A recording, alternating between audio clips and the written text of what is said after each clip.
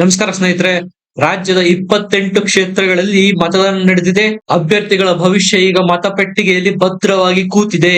ಇಂಥ ಸಂದರ್ಭದಲ್ಲಿ ಈಗ ರಾಜ್ಯದ ಒಂದು ಇಂಟೆಲಿಜೆನ್ಸ್ ರಿಪೋರ್ಟ್ ಗುಪ್ತಚರ ಇಲಾಖೆ ಕೊಟ್ಟಿರ್ತಕ್ಕಂಥ ವರದಿ ಬಹಿರಂಗವಾಗಿದೆ.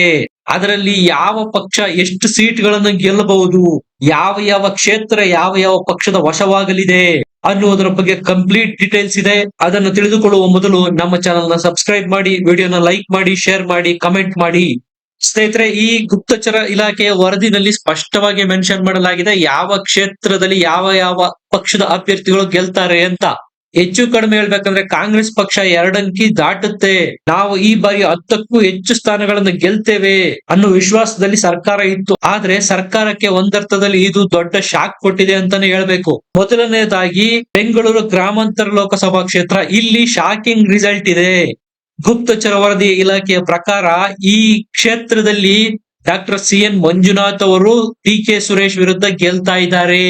ಎರಡನೇ ಕ್ಷೇತ್ರ ಬಾಗಲಕೋಟೆ, ಇಲ್ಲಿ PC ಗದ್ದಿಗೌಡರು ಅನಾಯಾಸವಾಗಿ ಗೆಲ್ತಾ ಇದ್ದಾರೆ. ಕಾರಣ ಇದಕ್ಕೆ ಕಾಂಗ್ರೆಸ್ ಅಲ್ಲೇ ಇರ್ತಕ್ಕಂಥ ಭಿನ್ನ ಮತ, ಅದು ವೀಣಾ ಕಾಶಪ್ಪನವರಂತ ಹೇಳ್ಬೇಕಾಗಿಲ್ಲ. ಬೆಂಗಳೂರು ಸೆಂಟ್ರಲ್ ಲೋಕಸಭಾ ಕ್ಷೇತ್ರದಲ್ಲಿ ಮತ್ತೊಮ್ಮೆ ಬಿಜೆಪಿನೇ ಗೆಲ್ಲುತ್ತೆ, ಇದು ಬಿಜೆಪಿಯ ಭದ್ರಕೋಟೆ ಅಂತ ಹೇಳಿದೆ ಇಂಟೆಲಿಜೆನ್ಸ್ ರಿಪೋರ್ಟ್. ವಿಜಯಪುರ ಲೋಕಸಭಾ ಕ್ಷೇತ್ರ, ಇಲ್ಲಿ ರಮೇಶ್ ಜಿಗಜಿಣಗಿ ಅವರ ನಾಗಾಲೋಟಕ್ಕೆ ತಡೆ ಹಾಕುವುದು ಸಾಧ್ಯನೇ ಇಲ್ಲ. ಈ ಬಾರಿ ಮತ್ತೊಮ್ಮೆ ರಮೇಶ್ ಜಿಗಜಿಣಗಿನೇ ಗೆಲ್ತಾರೆ ಅನ್ನುತ್ತೆ ರಿಪೋರ್ಟ್. ದಕ್ಷಿಣ ಕನ್ನಡ ಲೋಕಸಭಾ ಕ್ಷೇತ್ರದಲ್ಲೂ ಕೂಡ ಬಿಜೆಪಿ ವಿಜಯ ಪತಾಕೆ ಹಾರಿಸ್ತಾ ಇದೆ. ಉಡುಪಿ ಚಿಕ್ಕಮಗಳೂರು ಲೋಕಸಭಾ ಕ್ಷೇತ್ರದಲ್ಲಿ ಈ ಬಾರಿ ಕೋಟಾ ಶ್ರೀನಿವಾಸ ಪೂಜಾರಿಯವರು ಜಯ ಸಾಧಿಸ್ತಾರೆ, ಗೆಲ್ತಾ ಇದ್ದಾರೆ ಅಂತ ಹೇಳ್ತಾ ಇದೆ ಇಂಟೆಲಿಜೆನ್ಸ್ ರಿಪೋರ್ಟ್. ಹುಬ್ಬಳ್ಳಿ ಧಾರವಾಡ ಲೋಕಸಭಾ ಕ್ಷೇತ್ರದಲ್ಲಿ ಈ ಬಾರಿ ನೇಹಾ ಪ್ರಕರಣ ಬಹಳ ಸದ್ದು ಮಾಡಿತ್ತು. ಪ್ರಹ್ಲಾದ್ ಜೋಶಿ ಅವರಿಗೆ ಡಿಂಗಾಲೇಶ್ವರ ಸ್ವಾಮೀಜಿಯವರು ವಿರೋಧ ಒಡ್ಡಿದ್ದಂತೂ ನಿಜ. ಆದ್ರೆ ಯಾವಾಗ ನೇಹಾ ಪ್ರಕರಣ ಆಯ್ತೋ ತನ್ನದೇನು ನಡೆಯೋದಿಲ್ಲ ಅಂತ ಭಾವಿಸಿದಂತಹ ಡಿಂಗಾಲೇಶ್ವರ ಸ್ವಾಮೀಜಿಯವರು ನಾಮಪತ್ರ ವಾಪಸ್ ತಗೊಂಡ್ರು. ಈಗ ಈ ಕ್ಷೇತ್ರದಿಂದ ಪ್ರಹ್ಲಾದ್ ಜೋಶಿ ಅವರು ಗೆಲ್ತಾ ಇದ್ದಾರೆ. ಶಿವಮೊಗ್ಗ ಲೋಕಸಭಾ ಕ್ಷೇತ್ರದಲ್ಲಿ BY ರಾಘವೇಂದ್ರ ಅವರು ಕಳೆದ ಬಾರಿ ವಿನ್ ಆದಂತಹ ಬೃಹತ್ ಮಾರ್ಜಿನ್ ಈ ಬಾರಿ ಸಿಗದೇ ಇರಬಹುದು, ಯಾಕಂದ್ರೆ ಈಶ್ವರಪ್ಪನವರ ಸ್ಪರ್ಧೆಯಿಂದ. ಆದ್ರೆ ಅವರ ಗೆಲುವನ್ನು ತಡೆಯೋದಿಕ್ಕೆ ಸಾಧ್ಯ ಇಲ್ಲ ಅಂತ ಹೇಳ್ತಾ ಇದೆ ರಿಪೋರ್ಟ್. ಇನ್ನು ಹಾವೇರಿ ಲೋಕಸಭಾ ಕ್ಷೇತ್ರದಲ್ಲಿ ಬಸವರಾಜ ಬೊಮ್ಮಾಯಿ ಅವರು ಗೆಲ್ತಾರೆ ಅನ್ನುತ್ತೆ ರಿಪೋರ್ಟ್. ಇನ್ನು ಮೈಸೂರು ಲೋಕಸಭಾ ಕ್ಷೇತ್ರದಲ್ಲಿ ಬಿಜೆಪಿ ವಿಶೇಷ ಅಭ್ಯರ್ಥಿಯನ್ನು ಕಣಕ್ಕಿಳಿಸುವುದರ ಮೂಲಕ ಈ ಕ್ಷೇತ್ರ ಸದ್ದು ಮಾಡಿತ್ತು. ಈ ಬಾರಿ ಈ ಕ್ಷೇತ್ರದಿಂದ ಮಹಾರಾಜರು ಯದುವೀರ್ ಒಡೆಯರ್ ಗೆಲ್ತಾರೆ ಅಂತ ರಿಪೋರ್ಟ್ ನಲ್ಲಿ ಮೆನ್ಷನ್ ಮಾಡಲಾಗಿದೆ. ಮುಂದಿಂದು ರಾಯಚೂರು ಲೋಕಸಭಾ ಕ್ಷೇತ್ರ, ಈ ಕ್ಷೇತ್ರದಲ್ಲಿ ಈ ಬಾರಿ ರಾಜ ಅಮರೇಶ್ವರ ನಾಯಕ್ ಅವರು ಗೆಲ್ತಾರೆ ಅನ್ನುತ್ತೆ ರಿಪೋರ್ಟ್. ಆದ್ರೆ ಮಾರ್ಜಿನ್ ಬಹಳ ಕಡಿಮೆಯಾಗಿರುತ್ತೆ. ಉತ್ತರ ಕನ್ನಡ ಲೋಕಸಭಾ ಕ್ಷೇತ್ರ, ಈ ಕ್ಷೇತ್ರದಲ್ಲಿ ಬಿಜೆಪಿ ಅವರು ಅನಂತ್ ಕುಮಾರ್ ಹೆಗಡೆ ಅವರಿಗೆ ಟಿಕೆಟ್ ತಪ್ಪಿಸಿ ಕಾಗೇರಿ ಅವರಿಗೆ ಟಿಕೆಟ್ ಕೊಟ್ಟಿದ್ರು. ಅನಂತ್ ಕುಮಾರ್ ಹೆಗಡೆ ಅವರಿಗೆ ಬಂದಂತಹ ಮಾರ್ಜಿನ್ ಅತಿ ದೊಡ್ಡ ಮಾರ್ಜಿನ್, ಅದು ಅಷ್ಟು ಬರದೇ ಇರಬಹುದು, ಆದ್ರೆ ಕಾಗೇರಿ ಅವರೇ ಗೆಲ್ತಾರೆ ಅಂತ ಹೇಳುತ್ತೆ ರಿಪೋರ್ಟ್. ಇನ್ನು ತುಮಕೂರು ಲೋಕಸಭಾ ಕ್ಷೇತ್ರ, ಈ ಕ್ಷೇತ್ರದಲ್ಲಂತೂ ಕೊನೆಯವರೆಗೂ ಹಣಾಹಣಿ ಇರುತ್ತೆ. ಆದ್ರೆ ಅಂತಿಮವಾಗಿ ಈ ಕ್ಷೇತ್ರದಲ್ಲಿ ಬಿಜೆಪಿ ಅಭ್ಯರ್ಥಿ ವಿ ಸೋಮಣ್ಣ ಅವರು ಸ್ವಲ್ಪ ಮತದ ಅಂತರದಿಂದ ಗೆಲ್ತಾರೆ. ಕೊಪ್ಪಳ ಲೋಕಸಭಾ ಕ್ಷೇತ್ರ, ಇದು ಸಹ ಬಹಳ ಹಣಾಹಣಿಯಿಂದ ಕೂಡಿರ್ತಕ್ಕಂಥ ಕ್ಷೇತ್ರ. ಕರಡಿ ಸಂಗಣ್ಣ ಅವರು ಬಿಜೆಪಿ ಬಿಟ್ಟು ಕಾಂಗ್ರೆಸ್ ಪಕ್ಷ ಸೇರಿದ್ರು. ಇಷ್ಟಾದಾಗ್ಲೂ ಕೂಡ ಬಿಜೆಪಿಗೆ ಅಷ್ಟಾಗಿ ಡ್ಯಾಮೇಜ್ ಮಾಡೋದಿಕ್ಕೆ ಆಗೋದಿಲ್ಲ. ಅಲ್ಪ ಮತಗಳ ಅಂತರದಿಂದ ಬಿಜೆಪಿ ಅಭ್ಯರ್ಥಿ ಇಲ್ಲೂ ಸಹ ಗೆಲ್ತಾರೆ ಅನ್ನುವುದನ್ನು ಗುಪ್ತಚರ ಇಲಾಖೆ ಸಿದ್ಧಪಡಿಸಿರ್ತಕ್ಕಂಥ ಸಮೀಕ್ಷೆಯಲ್ಲಿ ಮೆನ್ಷನ್ ಮಾಡಲಾಗಿದೆ. ಮುಂದಿನ ಕಲಬುರಗಿ ಲೋಕಸಭಾ ಕ್ಷೇತ್ರ, ಈ ಕ್ಷೇತ್ರದಲ್ಲಿ ಈ ಬಾರಿ ಖರ್ಗೆ ಅವರು ತಮ್ಮ ಅಳಿಯ ದೊಡ್ಡಮನಿ ಅವರನ್ನು ಕಣಕ್ಕಿಳಿಸಿದ್ರು. ಶತಾಯಗತಾಯ ವಾಪಸ್ ಈ ಕ್ಷೇತ್ರನ ಪಡಿಬೇಕು ಅಂತ ಬಹಳಷ್ಟು ಪ್ರಯತ್ನ ಮಾಡಿದ್ರೂ ಕೂಡ ಈ ಬಾರಿ ಮತ್ತೊಮ್ಮೆ ಬಿಜೆಪಿ ಈ ಕ್ಷೇತ್ರದಲ್ಲಿ ಗೆಲ್ತಾ ಇದೆ.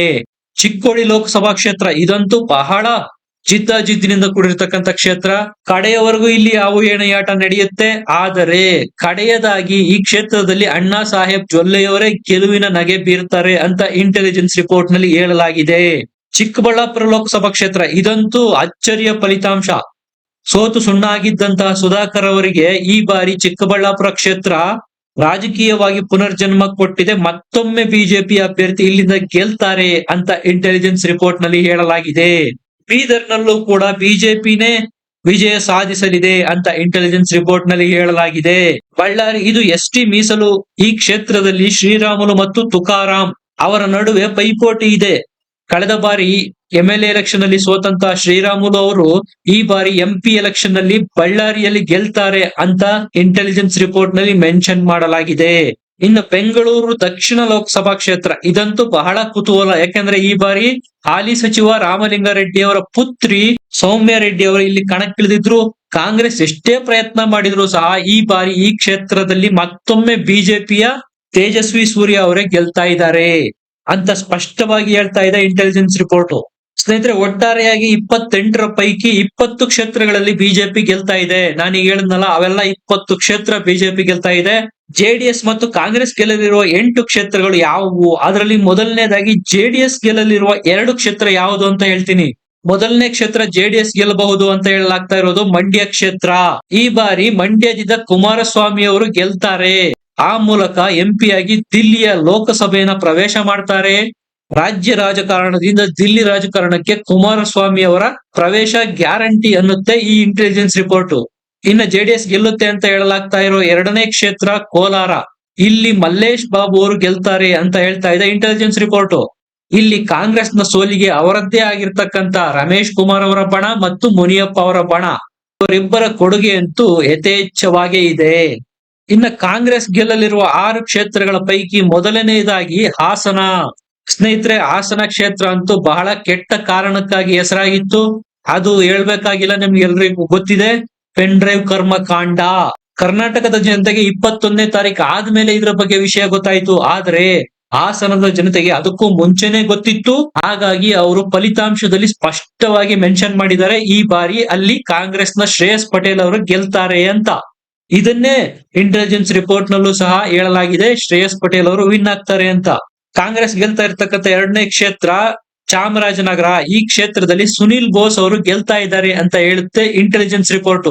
ಇನ್ನು ಕಾಂಗ್ರೆಸ್ ಗೆಲ್ಲುತ್ತೆ ಅಂತ ಹೇಳಿರುವ 3ನೇ ಕ್ಷೇತ್ರ ಚಿತ್ರದುರ್ಗ.